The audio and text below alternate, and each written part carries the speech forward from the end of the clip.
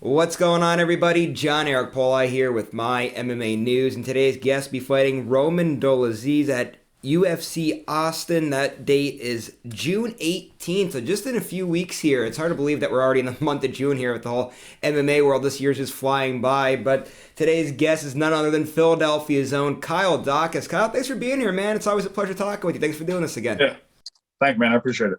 So before we get into any fight-related stuff, I know you've had a lot going on outside of the fight game. You just recently got married. So first off, congratulations. That's awesome Thank you. there. And I saw a couple photos on Instagram. I believe it was a beautiful ceremony. So what was that whole entire day like of going through with the big ceremony there? It was a wild day. Uh, when my wife and I actually first met, I wasn't really big on getting married. I was like dead set on like just living together. Like I'm fine with living together and having kids, and just not really doing the whole marriage thing. My parents split up when I was young, so I kind of had a bad taste in my mouth from marriage. So I was like, it doesn't really in my head. I was like, it doesn't really change anything. It's just a ring on your finger and some paperwork you fill out. Um, but yeah, ever since we got married, it's been a little bit different. There's a little bit different feelings. The love that I had for her before is, kind of like going up now because she will potentially be, the mother of my children soon, hopefully. And I can't wait to see her become a mom and just like do all that. So that's another level of love that I'll have for her, after marriage, and just, yeah, it's crazy to think about, but it was a wild day. It was a good day. We kept it good and kind of close knit. We actually kept it as a secret for a while because we don't want people to be complaining about not getting invited to it and whatnot. And we just wanted it to be ourselves and with our close relatives and groomsmen and bridesmaids. So it was really good. It was really wild. We had a fun time afterwards. Didn't drink or eat too bad because I was in camp, obviously. But yeah, it was a great day, and I'm so happy to call her my wife. So before we came on air, we were talking about it, and you told me this is pretty cool. When you guys got married, it was like the exact anniversary, 10-year anniversary Yeah. of when you guys got together, which is pretty cool. But everybody always says, like, whenever you get married, things kind of change, and you did kind of allude to that earlier. Have you seen a big change in things, or is it still pretty much the same thing for you guys? Nah, I mean, it's pretty much the same, honestly. My brother has been married for a while now, and he said the same thing. He was like, not a lot is not going to change. You're going to see some things change, but nothing's going to change for the worse. Everything's going to change for the better, and that's all it's felt. Everything's gotten better. I feel like our relationship, as a husband and wife, has been a lot better than our relationship as boyfriend and girlfriend. It's a lot stronger now, obviously, and yeah, I can't wait to see in the coming years of this relationship and what's going to happen, in the long run. So All right, well, let's get into some fight stuff here now. That's what everybody's going to be tuning in to hear about here. So before we get into this specific fight here on June 18th, I do want to back up to your last fight for just a moment. So you were able to get a win over Jamie Pickett, first round yeah, submission, 1 second left on the clock, which in that opening yeah. round, which is pretty ridiculous. I mean, how did you just talk about that performance a little bit and kind of what it was like to pull off a submission with literally 1 second left in the round like that? Yeah, it all went according to game plan. Honestly, we knew that Pickett, his conditioning was going to be a little bit questionable when we took the fight because he took the fight on, I think, 10 days notice. The weight cut, I didn't have to cut to 85. We cut to 95, so it's an extra 10 pounds that I didn't have to worry about. So I felt that much stronger and that much better in the cage. But yeah, I'm thankful that Jamie took the fight. It was a really good fight, and I'm surprised that because we were right next to my corner when I had locked up the Darce choke, and my corner was like, there's 15 seconds left. So, don't get too crazy with it and gas your arms out. But I heard the 10-second bell ring, and I was like, I'm just going to squeeze. And if he taps, he taps. If he doesn't, he doesn't. And he tapped within 1 second left. And I didn't want any controversy. So I turned over to Herb and I was like, yo, he tapped. And Herb was like, yeah, he tapped. So I was like, all right, sweet. Like, got the job done and on to the next one. And the Darce Knight rises, correct? After That's a right. win like That's that. right. And There. It you really caught mentioned, on. yeah, so you had mentioned, right, how the fight was at 195 pounds. And it was funny, like, doing so many interviews and covering so many different promotions, you kind of things start to blend together. So I was looking back, and we did an interview right before that fight, but he wasn't the opponent, right? There was an opponent change there. So obviously that leads to why the fight would be at 195 pounds. Just Yeah. talk about having opponent changes, because this is something that's happened to you a few times now. How difficult is it when you're in camp preparing for one person, getting ready to go, and then you have all these opponent changes the way you've had them? It's obviously stressful to a certain limit. But myself and my mentality with every camp is just being better than the person across the cage from me. I'm not trying to be, better than every single fighter that they put against me. I'm just trying to be the best in the world. And I go through that mindset every single day at the gym. Regardless of who they put in front of me, I know I can beat them, and I just have to go out there and perform. And that's the mentality that I have when I get a call that, we have a short notice switch up on you, and it's whoever. I'm like, all right, cool, like it's whoever, it's whatever, like this is my job, this is what I have to do. If I want to be the best in the world, I have to beat whoever they put in front of me. So regardless of if it's the complete opposite stylistic matchup than it was before, which this was, it's just something I have to deal with, and something that I have to just go out there and just perform. So hopefully for this time, we're not going to have an opponent change and things just right. kind of run smoothly. I hope so. Yeah, I hope it runs smoothly there for you. But let's now talk about Roman here a little bit. Obviously, you're in camp preparing for him right now. Just how's your camp been going? I know you were mentioning just before, like every time you go to camp, it's about just being better than the person that's opposite the cage of you there. So just how's this camp going as you start to work to sharpen your tools and get better and whatnot? It's going great. I didn't get out of the whole, like, I didn't go on vacation or go outside of the gym, really after this last fight that I had in February. I stayed in camp. Oh, not really in camp. I stayed in the gym, I should say. And just waited for the next call. Roman was the next call for June 18th. So throughout this whole camp, I've just been sharpening tools. I haven't really been too focused on game planning or, focusing so much on him. I'm just really focusing on myself and making sure that he has to worry about me. And, that's how I go into every single fight that I have. I make sure that they're worried about me and I don't have to worry about them. So as long as, my fight goes according to my game plan, then it does. And if it doesn't, then my corner men themselves will, let me know what I'm doing wrong and what I'm doing right, and make sure that I make the changes that I need to make, there in the cage. Now, the last time we spoke, I believe you said something along the lines of the way how you're able to stay so active. And if I'm wrong with this, please correct me. But you said how you're able to stay so active is because you keep yourself so disciplined. You're always working out. You're always eating healthy, taking care of your body and whatnot. I want you to just talk about that a little bit because it's extremely difficult. Like, I always talk to people like when they're like, oh, I want to lose weight. Well, losing weight, you have to be disciplined. You have to be dialed in. And people don't realize just how disciplined you have to be in any type of regard when it comes to being healthy. Just talk about that, how you were able to turn that switch on and be so grounded and so disciplined and, like you said, not want to go on vacation, drink beer, all that type of stuff. Yeah. So, like for myself, it's about the goals ahead. I want to be the world champ. I believe I will be eventually. And it's just a matter of me, sticking to that goal. A lot of people, they want to lose weight, they want to do this, they want to do that, but they don't have a set goal of when they want it to be done. They want the results now, and they want them like as soon as possible. But like the results don't happen that quickly, and people don't realize that. They want to see results within a week or within 3 days or 4 days, when it really takes months and months and months of hard work. As opposed, like if you look at my career, I went 5-5 as an amateur, but I stuck with it. And now I'm at 11-2 professional. So it's just about sticking with it and just sticking with the goals that you have that that you just make for yourself. People are going to call you, crazy and say you're this and say you're that. But, in reality, it's not about them. It's about you. And if if you want to do something, then you should just go out and do it and really not have a care in the world of how people think about it or what they have to say. I kind of went against everything that, my family said. They said, you need a job. They said, you should do this. They said, you should do that. And I said, no, I'm going to fight. And this is what I want to do. And I want to be in the UFC and I want to be the world champion. So, this is just the beginning of it. And they've seen it come to fruition. So it's always great to now have them behind me. So yeah, it's really good. And it's just something that you need to stick with, and just something that you need to kind of not worry about the haters and worry about the people talking, calling you crazy. It's about yourself. It's not about them.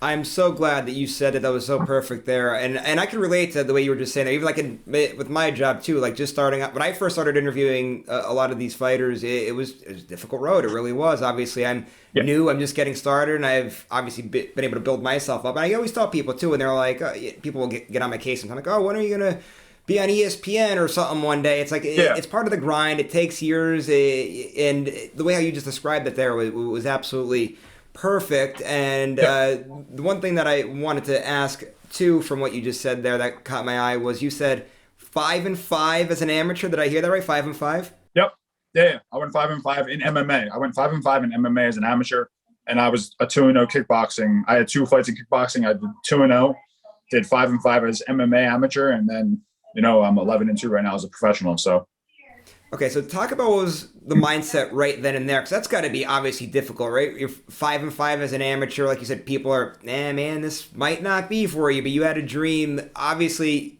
when you're 5-5, it's a 500 result. The numbers aren't necessarily there. yeah. How are you able to be so mentally tough to say, I'm going to get better, I'm going to get over this hump, and I will indeed be in the situation that you're in right now? Well, I mean, partially it's all mental.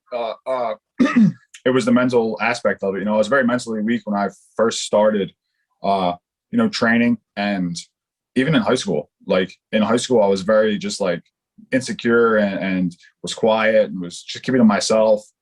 I didn't like public speaking or anything like that. I didn't like doing interviews or anything like that. But yeah, just sticking with it and seeing myself get better and better at it is just build up my own confidence more and more and more. And then also seeing like my weight loss that I've had, being as big as I was in high school and dropping down to 185 pounds now fighting at middleweight.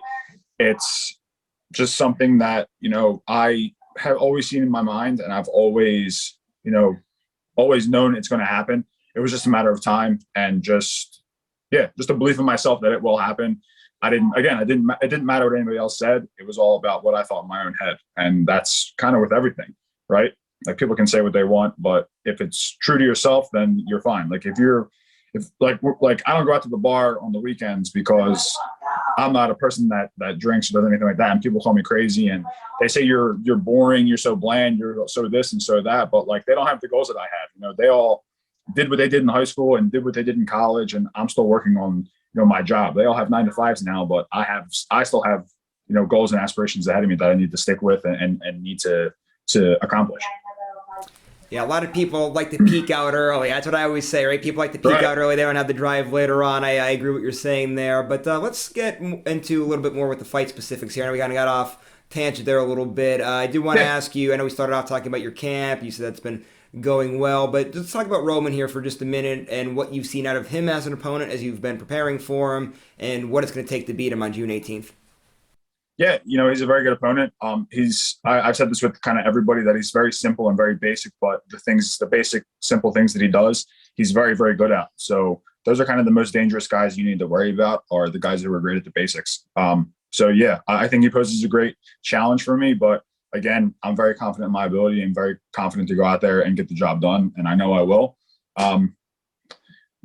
For my game planning as far as the fight goes, I just have to be in his face. I have to make him work. He's very slow and very methodical in his approach, and I have to keep him off that slow pace and make him fight at my pace as opposed to his, and the finish will come. How difficult is it to do that too? Because I always so it's funny, like from the fan perspective, from media perspective, we'll often say things like, oh, well, why didn't you go for a takedown? Why didn't you pick up the pace? And a lot of times it's a lot easier said than done. So how difficult is it to make somebody fight at your pace like that? Obviously it's very difficult, when after you touch gloves and the fight gets going, you just have to make sure that, you're sticking to your game plan and not worrying about them. In order for him to fight at my pace, I have to make sure that I stay in his face and make him work.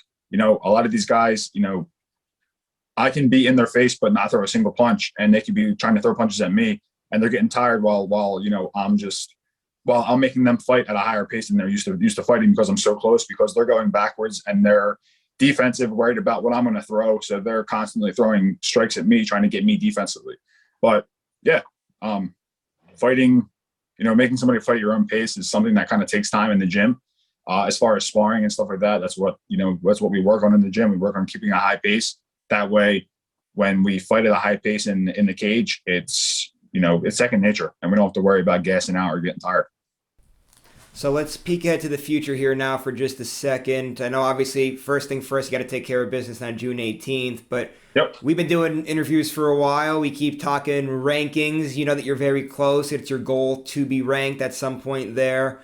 Do you think that a win here would get you into that spot? And does it become a thing of obviously, sometimes when people talk and call their shot, sometimes it ends up working out. Do you have to call for the shot in a way to get that number next to your name? I mean, I don't think I would have to like call anybody out or anything like that. I mean, if they want me to do that, then it's something I'm not really sure if I'm going to do or not. But yeah, ideally that I will be, ranked within by the end of the year. As of right now, I have, goals and everything written down in my book that I have. So one of those goals is be ranked top 15 by the end of 2022. So that's a goal that I have, and that's a goal that I will accomplish. And it started in February, and now it's continuing on June 18th. After I beat Roman, then we're one step closer to that goal. All right, and now just to end things up here, I do want to actually ask you about your brother and how he's been doing. Obviously, I interview him quite a bit too. He's a great guy, Yeah. just like yourself, and I know he's coming off back-to-back losses, and it was kind of crazy too. I felt like, people obviously, social media is undefeated. The people on the internet is undefeated. Like, man, Yeah. the people giving your brother a hard time after that loss to Curtis Blades because he was on a 2-fight losing streak. But my guy, he came into the UFC, bursted on the scene, got a few knockouts. He got himself in that great opportunity. I don't think there's anything to be, obviously I know he wants to get a win there, but nothing to Yeah. hang your head at. You were fighting the best guys in the world. You're right in that mix, and people on the internet were giving him. I was really shocked that people on the internet were giving him a hard time a little bit the way how they were. That's how people are, man. They're too worried about making other people feel bad because they're jealous themselves about the other accomplishments of other people. They think that because they have a phone and a keyboard behind them that they're fine with saying whatever they want to say. But when you see this person, people in real life, they're your best friends. So it's something that people who don't accomplish goals in their life, do. And it's just something that, us as fighters, we deal with on a day-to-day basis. We all get DMs all the time about crazy stuff that's going on. I'm going to be honest, after my brother's fight, I got messages of people sending me the knockout saying that he was trash and that we were both garbage and this and that. And I'm like, yo, dude, these people really don't have lives. People just don't have lives. They think that it's something that is funny and all this and all that. But, it's sad to see people reacting the way that they do because they're so jealous of the goals that we have and that we're accomplishing in our lives that they need to try to bring us down to their level of where they are. They want to get a stab at you just so you can say something back and then they got you. But it's just something that we deal with, something that we just move forward with. But yeah, as far as my brother, he did lose to number 2 and number 3, I think, or number 3 and number 4. So it's not something to keep your head hanging for. You know what I mean? He's still one of the best in the world. I believe he's still one of the best in the world. People are crazy because he lost 2 that you need to do this, you need to change this and that. But what got him to the dance has worked perfectly fine. The other 2 guys were just better those nights. That's perfectly fine. Things happen. He's back to training now, so it's always great. He's looking great and waiting for a call for a next fight. I'm not really sure when it's going to be. But yeah, hopefully it's by the end of the year. I told him that he should probably wait until December to fight, like November, December. He's having a daughter soon. So, that's going to play another part in his training as well. He'll probably take a little bit of time off of that. So yeah, as long as he gets enough time to train and whatnot, he'll be back to 100% and back to his, good old self that he's been going a crazy run in the UFC. So it's pretty wild. Yeah, it's always great when he gets back inside the cage there. And you guys do a lot of great work, too, with a lot of the fighters down there in Philly. So I'm looking forward to seeing a lot more of you guys come out of the Philadelphia area there. I always enjoy talking to you guys. One last thing now before you roll out. You can go ahead and plug your social media so people know where to follow you at. You have any sponsors you got to plug or management? Floor is yours. Take it away. Yeah, I'm just thankful for everybody at the gym that's been helping me. Again, Performance Meal Prep is a company that I've been working with who's been helping me with the weight cuts and whatnot. Fuel Hunt is another company that's really, been very supportive, not only of the fighters in Philly, but kind of fighters all around. If you go to Fuel Hunt, like my brother and I have a collaboration with them, the Blue Collar Brawlers. They have rash guards, they have t-shirts, they have hats, they have anything you could think of. The stuff is all great.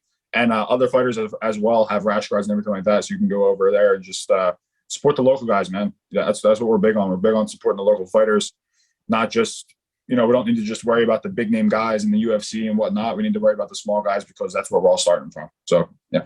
All right, Kyle, thanks so much for all the time here today, man. Really appreciate it. And it's great watching you do what you do and chasing down those goals that you have there. Best of luck with all of that. And to everybody that was out there watching today's interview, just want to go ahead, thank you guys so much for all your time here today. And just want to remind you guys to go to MyMMANews.com to check out all of our great work. Make sure you guys check out our social media pages to give us a like and a follow on there as well. We'll see you later, everybody.